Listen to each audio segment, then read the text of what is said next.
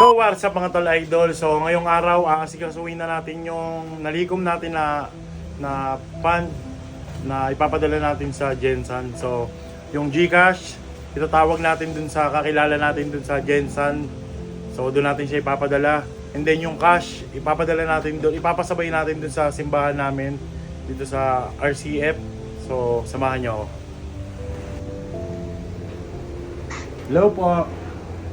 Hello, good morning. Morning po.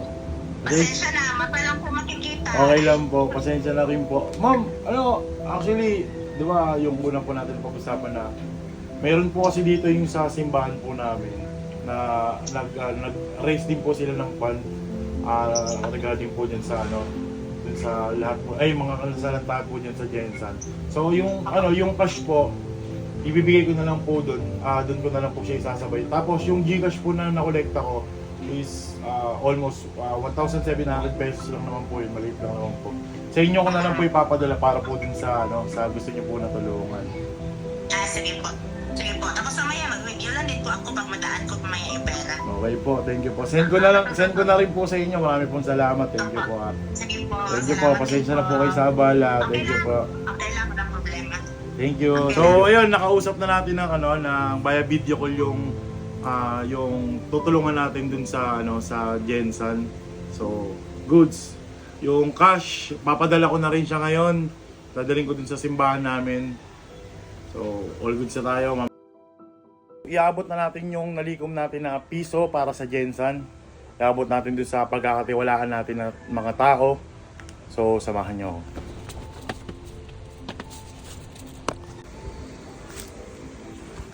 So ito na yung pera na nalikom natin ng piso para sa Gensan. Aabot na natin to. Let's go.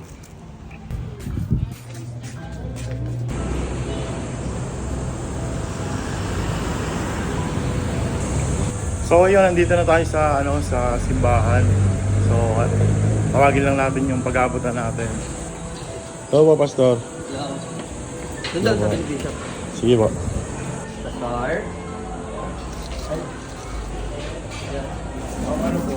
Actually, 2 days ko po siya walang pwesto po ako sa Sherwood. Pwesto po ako sa Bridgetown.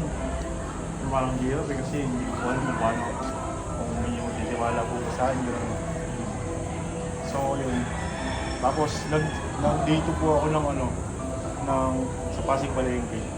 Regarding po dun sa so sabay ko na po sa akin. Oo. Sa Sunday, ang gusto mo bang gawin natin ay ipasa natin ito sa offering sa Sunday para sa collection namin kasama. Actually, Gano'n na lang. Para mas madami. May mga magdadala pa sa Sunday. So, ilalagay na lang natin to doon. Opo. Ako naman po siguro, tingin ko po, kung by Sunday pa naman po siguro, may 2 araw pa naman po ako na pwede pa. Baka makakadagdagan po. Opo. Very good. Maghanap lang po ako ng pwesto ngayon. Magpo-post po siguro. Napakalaki na ito. Kasi pag-pray natin.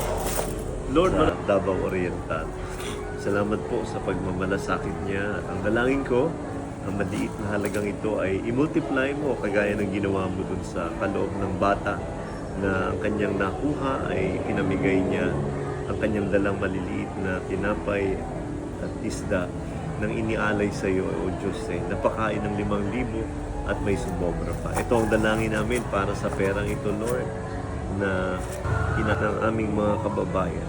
Extend ng tulong. Lahat ng ito dalangin namin sa pangalan mo, Jesus. Amen. So ayun,